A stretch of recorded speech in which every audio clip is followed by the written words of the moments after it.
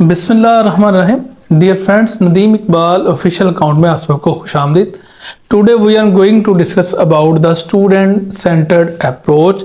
इससे पहले मैंने एक और वीडियो बनाई थी जो टीचर सेंटर्ड अप्रोच थी। Teacher centered approach and student centre approach, ये दोनों ही रिसर्चेज हैं डॉक्टर माइकल मास्कोलो की। इन्होंने दोनों के बारे में बताया था, तो मैं वही आपको रिसर्च बताना चाह रहा हूँ। स्टूडेंट सेंटर अप्रोच का जो पहला पॉइंट है वो ये है कि ये मॉडर्न अप्रोच है।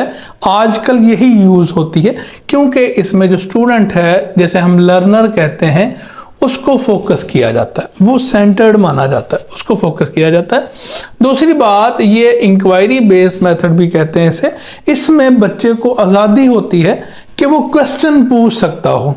जब वो क्वेश्चन पूछेगा तो ज़्यादा अच्छा लर्न करेगा और क्वेश्चन में ही नॉलेज छुपा हुआ होता है।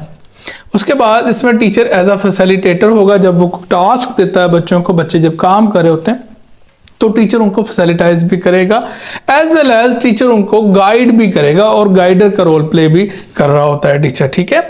Student explore range of resources, वो क्या करेगा, जितने भी रिसोर्सेज हैं जब वो काम कर रहा होता है, कुछ चार्ट्स के साथ काम करेगा, कोई पॉइंटर के साथ काम करेगा, यानी किसी के साथ जब वो रिसोर्सेज ढूंढेगा, जब वो प्रोजेक्ट बना रहा होगा, खुद से एक्टिविटी कर रहा होगा, तो जितने भी उसके पास रिसोर्सेज होंगे उनको एक्सप्लोर करेगा वो।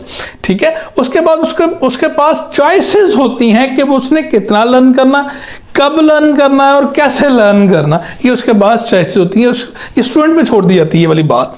उसके बाद अगली बात, learning activities and spaces are flexible. Student centre approach में ये होता है कि लर्निंग जो एक्टिविटीज हैं उसके लिए जो स्पेस होती है वो फ्लेक्सिबल होती है कि बच्चे मूव करके लर्निंग बाय डूइंग के जरिए सीखें।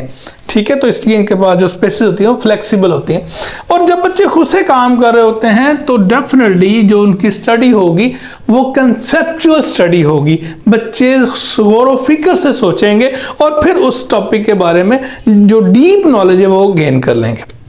स्टूडेंट बिकम एक्टिव, जब बच्चा खुद से काम कर रहा होगा तो डेफिनेटली वो एक्टिव होगा, वो फिर पैसिव नहीं होगा, वो एक्टिव रोल प्ले करेगा।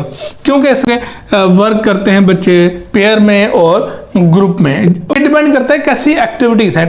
एक्टिविटी की बेस पे उनकी ग्रुपिंग की जाती है, चाहे वो पेयर्स में हो चाहे वो ग्रुप्स में हो।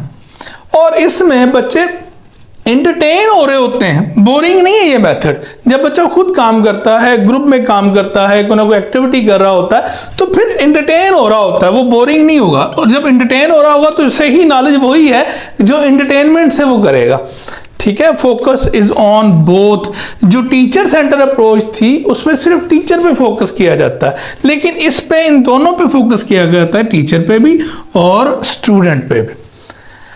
ऑनगोइंग फॉर्मेटिव असेसमेंट, चूंकि इसमें बच्चे काम कर रहे होते हैं, जब बच्चे खुद से काम कर रहे होंगे और टीचर उनसे पूछेगा, उनका गाइडर होगा, उनका फैसिलिटेटर होगा, जब टीचर उनसे पूछेगा कि क्या कर रहे हो, कहाँ तक काम हुआ, तो फिर टीचर उसको जज भी कर रहा होगा बच्चों को कि इसने कितना लर्न कर लिया है, इसको कितना कंसेप्ट क्लियर हो गया है, इसकी लर्निंग कितनी हो गई है। जब उसे जज कर रहा होगा तो ऑनगोइंग फॉर्मेटिव असेसमेंट हो रही होती है, जो इब्तदाई तशखीस है बच्चों की वो हो रही होती है साथ साथ। लेकिन जब सिर्फ टीचर सेंटर्ड अप्रोच हो और टीचर नॉलेज दे दे और बच्चे फिर बाद में उसे लर्न करेंगे और उसके बाद फिर जब टेस्ट होगा या ग्रेडिंग दी जाएगी देन पता लगेगा कि रिजल्ट क्या आया। लेकिन यहाँ पे स्टूडेंट सेंटर अप्रोच में फौरन पता लग जाता है कि बच्चे ने क्या लर्न किया। मैं रिवाइज कर देता हूँ स्टूडेंट सेंटर अप्रोच को। ये मॉडर्न अप्रोच है, इसमें इंक्वायरी बेस्ड लर्निंग भी होती है, टीचर फैसिलिटेटर का रोल प्ले कर रहा होता है, गाइडर का भी रोल प्ले कर रहा होता है,